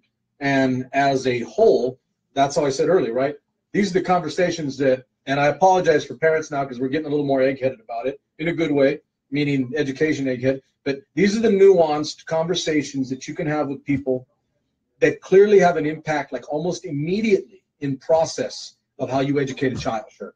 Things like what you talked about, or high frequency words, synthesizing, things that are become common. Simple things that can be implemented tomorrow that will, that are not difficult, that are not off the charts. No, they're easy to do. That are not like incomprehensible. Right. And there's a lot of schools. There's people. We do that. We do that. We do that, and that's great. That's awesome. And just like with the I always looked at instructional minutes as sacred. And you look at that sacredness of instructional minutes, and if you, as an administrator, you believe that in your heart, it's very easy to really just protect those instructional minutes. It's not where, oh my gosh, I'm going to change all these policies and procedures. Just minor little tweaks, and that's what I was talking about with our district. Our district is amazing. Why do you think I've been here for 24 years? Okay, and some people, oh well, you can't get a job somewhere else. Oh yeah, I got 2 degrees in math. I can go. You can go where you want. I go where I want. You can go where you want. I can go where I want. I choose to stay where I'm at because I love what I do. And I'm going to guess you love people that you work with. I love the people that I work with. I love our students. I love our community. I love what I do. That's God put me on this earth to help people. And I'm not one out at the soup kitchens and out passing out clothes and food. That's kind of not my thing. My thing is I'm here to help kids. Your thing's kind of like mine. Because we kind of, you and I are in the same boat. I really do believe fundamentally that I'm doing God's work day to day by getting the child a better education. I really, really believe that. Yeah, I mean, you're raising and I'll go a step further. It's not as religious, but or spiritual. I had this conversation with guys like, I fundamentally believe that our job as Americans is to raise good Americans. I agree. Oh man, I mean that one hits me right in the SuperMex heart, right? I mean, it's like if you're not raising good Americans, what are you doing? Right. And I'm not going to blanket everybody and say that everybody's bad or good or whatever. It does not matter. But if you kind of like what you're saying earlier, it's like if you wake up every morning with the sole intent and the purpose of how do I make education better for the student in my community, and that's kind of why I've been looking. No joke, I just got off the phone not even 20 minutes ago before I walked in with you. I had a guy call and ask me if I wanted to run for a council seat, and I'm like, no. And he goes, are you serious? I'm like, hey, Richard, there's money, there's this. I'm not done with my community. Yeah. I said, you guys don't understand that even if I did, I'd be one of what? Of 7 in the city of Fresno, even if I wanted to, okay? Even God willing, no or yes. Even if I wanted to, that's one of 7. Advocating, doing, and goes, you do a great job. I mean, you care about people. I do, okay? But the reason I'm good at what I'm doing and the reason you're good at what you did or do is because you love what you're doing and you see the purpose to it and you're fully invested 100%. And our teachers in Central Unified are the same way. Why do you think they get there early, they bust their butts, they work hard throughout the day? They deal with the shuttling. They deal with the shuttling. Why do you think that when they go home that they're still correcting papers, they're doing lessons, they're coaching? We're actually asking them, and I'm gonna take it from your cue. We're actually asking our teachers community to do more of a job than the average teacher in other locations, because they're at least at the high school. And I'm not going to speak with authority to the elementary, middle schools. You can more so than I, at least with middle school. But at least at the high school level, think about the hurdles and the things you have to deal with running around with your little cart. I'm going to race you. I got to get to the class, right? Go, go, go, go. Okay, we're asking them to do additional on top of what they would normally be doing, like grade papers, do some additional study, take a seminar over the summer to like what I did when I was at Parler. I needed to be my line was always for when I taught. I need to know my material. I need to know my subject. Yeah. If I want to be a great teacher, I need to know my subject. I'll leave you with this one because it goes back to what we were talking about a little bit ago. In terms of the instruction time, I was kind of like you. It was sacrosanct to me. Instructional minutes. I literally looked at the amount of time that we had in a school calendar year, and I said, "This is what I've got. This amount of minutes makes me equal with the teacher at Central, Clovis, Fresno, or anywhere else." And I was at Parlier, and I said, "I'm equal right now to start the school year. Right. We are all equal." Right. Now I got to make sure, and I'm going to handle that. If I get the most out of my minutes, then I'm going to be more than equal when it's all done, and then it's all on me and my craft, my ability to teach. Sure. Yeah. So, just as an example, we had, as a kind of middle school, you'll deal with some of this stuff, but definitely at the high school, there was a program that Parler Unified and a couple others has called the Ivy League Project, and it's good in concept and good in practice. There were a lot of things that were good out. I had a kid who was in my class. He was a junior at the time because I had U.S. history. And he was in the toughest U.S. history class that I had. It was at the end of the day, it was like their college preparatory history. The best students on that campus were in that class. Right. And this kid came to me one day and said he couldn't come to class. We had an exam the next day, and I said, "You're going to miss my class. You're going to miss our review. If you miss our review, good luck." Yeah. Because I graded on a curve, and I made my test ruthlessly brutal. And that's just the way it was, because I needed to indoctrinate that kind of kid, that Parlier kid, to understand that this is a bigger world out there. Once you get out of Parlier, you got to be prepared for it. So he came to me and he said he couldn't be in class. I was like, "Man, what are you doing? I mean, you're here on campus. How are you not going to be in my class?" "Oh, the Ivy League has a seminar. We got to go," or something like that. He said they had to go talk to his counselor or something else about this project that he's been in, because I guess the genesis of it was that they put together this program to give kids in Parlier and other smaller communities the ability to get into Ivy League schools. Yeah. Because they're underrepresented. Call it whatever the hell you want, but it is true. They are. All right. So he wanted to get out of my class to go to this other thing. And I said, "What are you going to do in that? It's not like you're going over material or subject." "No, we're going to talk about strategies." And I said, "No, you go, but I'm going to, if you can do it, go ahead, but I'm going to mark you absent." "Well, you can't." I said, "I'm going to until the principal comes and tells me that I'm wrong." "Okay." So the kid went and came back. I got a really good, it ended up being a good argument with the principal at the time. And I looked her right in the eye and I told her, "How the hell is that kid going to survive at Harvard, Yale, Princeton, Penn, Columbia, whatever, if he doesn't know the material that he's supposed to be getting in my class?" Yeah. "Oh, yeah, I'm glad you got in, but what are you going to do once you're there?"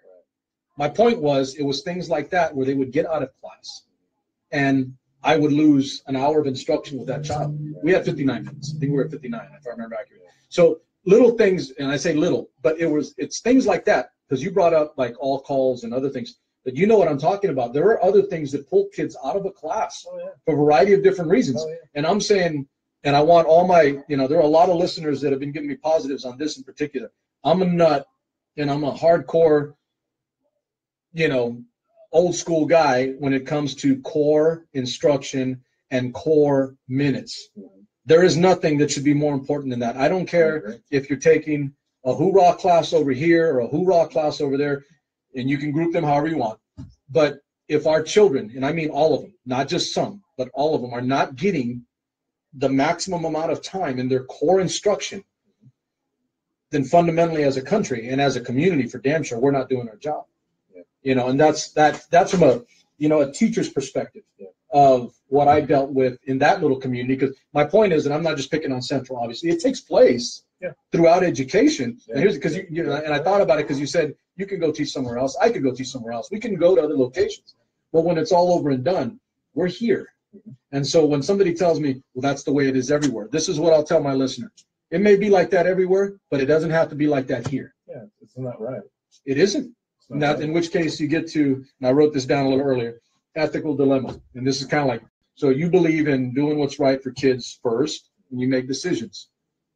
I do believe that there are people at some point in education that have dilemmas when it comes, okay, I got to do what's right for kids, but if I do that, it's going to cost me and I'm never going to move up. And if I don't move up, I can't do what's right for kids more. That's an ethical dilemma. You face that dilemma. I did too. That's why I'm no longer teaching. And not bad. I just chose not to continue. Yeah. You know, I saw the negative side to it. Yeah. Yeah. And, you know, you have to follow your heart. You have to follow your heart. When you're an educator, you have to follow your heart. There's times where you have to stand up to higher ups. Truth to power, right? Speak truth to power and tell them you're wrong. I may be wrong or right, but and you know, you're not never disrespectful about it, but professionally courteous. And, you know, maybe one or two times I wasn't. Really? Imagine that. But it is what it is. It is what it is. You know, look at me now. You know, I mean, you follow your heart. You do what's best for kids, and you know, people that know me know what I'm about. Fitz would say just to. Yeah, exactly. That old dog was all the time. Yeah, you know, and you know, you have to do what's right when you're an educator, and sometimes what's right is wrong in other people's eyes. Yes. And you know, I know that there were times where I had situations and talking with teachers, and it just comes out, you know what, you did, you know, even though it maybe kind of went against, maybe the parent wasn't happy with it or something, but you know what though, at that time you did what was right for that situation, what was best for your class, for the child, what have you. All right. I think we're waxing philosophical. We'll finish up because I don't want to be here forever, and my audience is like, we're doing 1.5 hour shows now. But I mean, listen, man. I mean, we're talking about some serious stuff here. So I'm saying we're waxing philosophical. But on a philosophical note, let's consider this. I mean, because this is a pet peeve for me. It's leadership. It's always leadership in my eyes. I was trained with some very, very good people to talk about things specifically like this, where we're not afraid to say, I'm sorry, but it's wrong. And I've got a few people really, really close to me that have seen me be on the receiving end of a lot of negative said about me or done to me, stuff I didn't even know about. I wasn't even aware, because I simply said, that's not right. Yeah. Okay, even if they know it's not right, because you said it, you're going to suffer for it. And you have to be strong enough to internalize, deal with it, and move forward and continue to do the right thing. So in education, for what we're talking about here, ethical dilemmas, right? I don't think that we have a greater percentage. I think the percentage has decreased over time, successively and progressively over decades, to where we no longer have the school marm in the house who is the pillar of the community. And some teachers are going to say, I don't want to be that anyway. But clearly inviolate in terms of who they were, what they were, and respected in the community. We don't have that anymore for different reasons. And it's a socio-cultural thing, that's for sure. But in terms of the admin, which has only increased and only grown over time, the bureaucratic layer, the bureaucracy layer has mushroomed. I had a guy that I talked to, Chasely. He was in Reedley. If you listen to this, homeboy, I hope you do. A dad, I just started talking to him at the water polo match, just giving his input. And he just said, there just seems to be like people creating jobs just to perpetuate their own jobs so they don't have to do them and they can be leaders. I started laughing. I was like, you just summed up education, homeboy, the way it is now, the leadership. And he goes, are they Democrats or Republicans? I said, you'd be amazed, but most of them are Republicans. And he goes, oh, are they fiscally responsible? I said, in education? Hell no.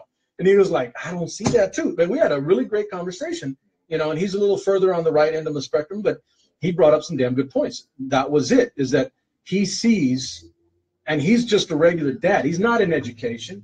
I think he said he's a farmer or he's in business, right?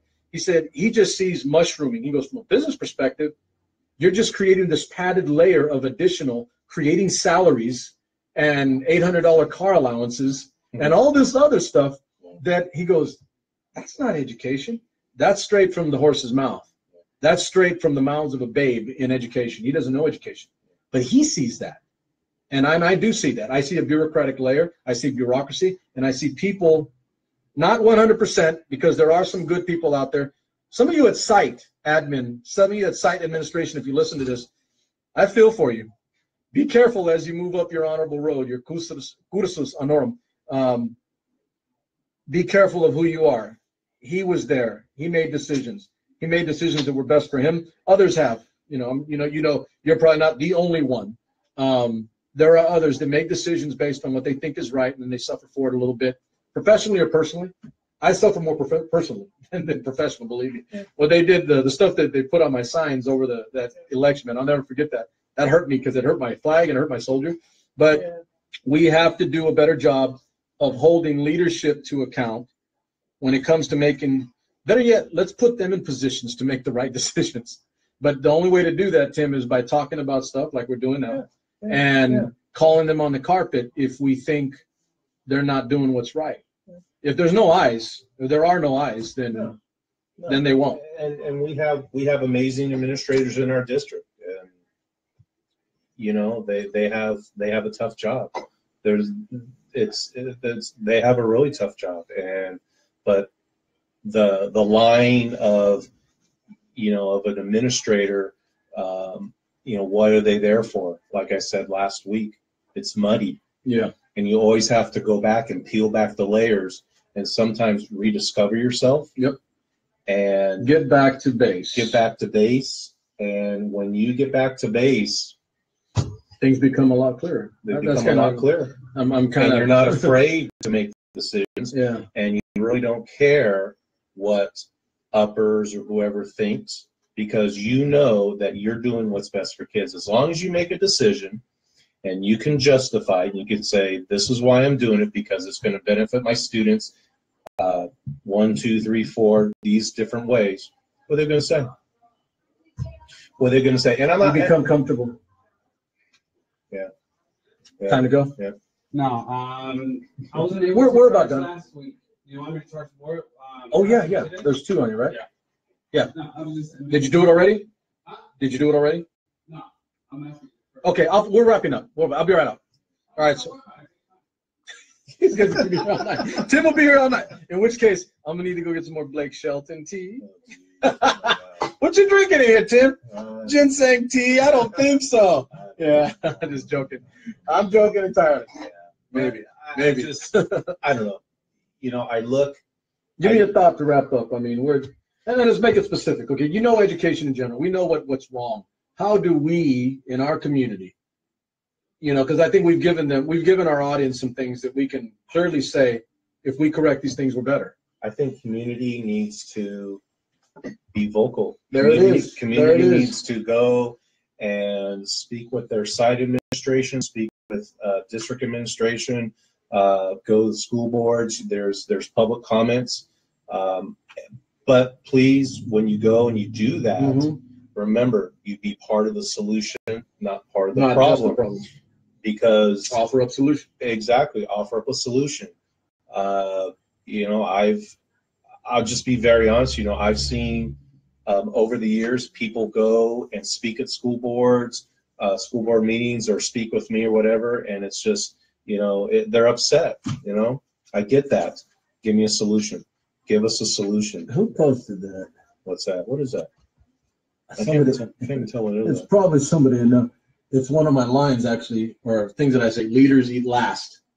That's true. It is. Oh, that's what that is. Leaders eat last. Who put that on there? That's good. That is so true. Well, I always go back, because the one thing about you're the first there and you're last to leave. One of the things about United States Army and military in general is that you got so many lines. They got more one-liners you could imagine, and you do know a lot of acronyms and lines. Just general in our society are military in origin. Yeah. Okay, one of the things that I learned, and it's different now, because my son told me this. It was primary leadership development course. It was when I was done with my time as an enlisted man, private first class, etc., moving up the line, right? You go to PLC to become a sergeant, a non-commissioned officer, and now you're moving into leadership ranks. You're going to command a squad. Your numbers start to increase 10, 20, 30, 40, 50, and you get bigger, right? You have a body. So primary leadership development course. One of the drills there, they're kind of all drill instructors, but he was tough. He put me through hell, and I didn't even realize. I thought I was just that bad. I didn't realize I was actually pretty good, but he was like, mash me all the time. He gave me an example, and we were out in the field, meaning we were out on maneuvers, out in the dirt, literally. and I was in charge of a group of people, squad. It was my leadership turn. And we went back, and so we went for chow at the end of the night. Chow is dinner time or lunch, depending. But this was dinner time. We're at the end of our day. And I want my listener to remember this because this colors me, and I know it colors you too because it's the same. It's just a different entity. Got in line. Everybody went through the line. It got to me. There was no food left. And I was like, oh, I was hungry as hell. It was a long day. I mean, you're burning calories. You're carrying 100 pounds of equipment.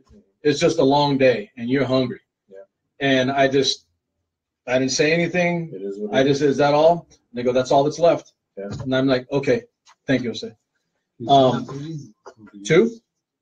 Oh, okay. All right, both. Okay, gotcha. So let me finish that up. So basically went in line. I asked them if there was anything left. They said no. Looked me in the eye, and I was like, okay. Yeah. And so I went back, and so what I did was I went and made sure that you guys got something. We're good, Sarge, we're good. You know, I'm like, okay. Went back. It was later at night. They came and got me. I was asleep. You know, we all bunked in early, and that drill instructor came out from where he was in the back, in the rear, and woke me up. He go, get your ass up. Like, okay. Like, you know, we need to talk. So we went back. He sat me down, had a little plate of food for me. And I was like scared. I thought I was in trouble or something. Go ahead and eat, young blood. And I'm like, okay. So I got so hungry. I was like, grubbing it up. And he just looked at me and goes, you didn't make a face. You didn't bitch. You didn't complain. Because that's what leaders do. Exactly. If you cannot be last in line, not knowing that you're going to eat, and maybe you do, maybe you don't. If you cannot do that, then he looked me right there and said, get your ass to the front of the line. That you're no longer a leader. And I was like, wow. I was like, I have never forgotten that lesson. I still think that way. I always have to go last or make sure that everybody else eats because it's the simplest basis of humanity, right? It's what we do. We need to eat. We need to breathe. We need to take in water. But it's that simple. If you cannot be last in line, it bothers you, hurts you, or it's not possible because it's not in your framework and you don't want to, then get to the front of the line. I agree. But take off your rank and your tabs. You're just like everybody else. And I really do believe that if everybody thought that way, then we would be much, much better off because at least in leadership. Yeah, you take care of your school, you take care of your kids, you take care of your teachers. And then after that, okay, you take care of yourself. And we did that all the time. If there's anything left. You know, I'm obviously using the more harsh example, but you get my point. No, and sometimes I think that way. Or just any young administrator or person coming up, it may mean you suffer if you don't get in that line. It may mean you hurt later, or maybe you don't get something. Yeah. Maybe it's advancement. Yeah. Maybe it's moving up the ladder to become the next superintendent. That's the greatest thing that ever hit the earth, even though they're all the same by the time they get there anyway. And they all go to the same hiring firms, consulting firms, and we all get the same recycled thing. It ends up being a superintendent that was somewhere else. And anyway, long story short, it's all the same mess.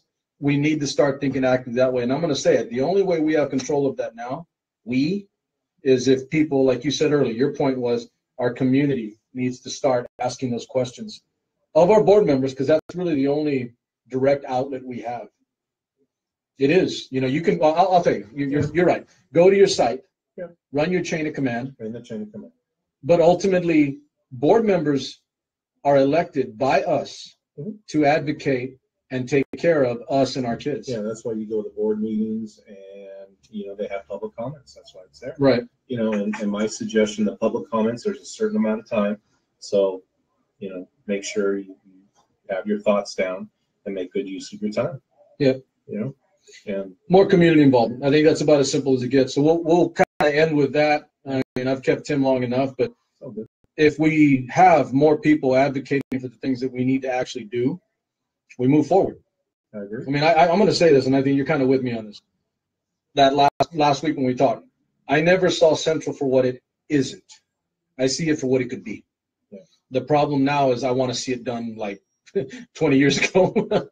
Yesterday, somebody commented, the teacher commented on that. It should have been yesterday, you know, about building a new school and all this other stuff. But they're right in general. We need to light a fire under our rear ends and not accept any minimums anymore. And if I'm wrong for that, then I'm sorry. You don't have to listen to me. So hats off to my homeboy Tim, drinking our Blake Shelton tea, and we're out. Thank you. Thanks for having me.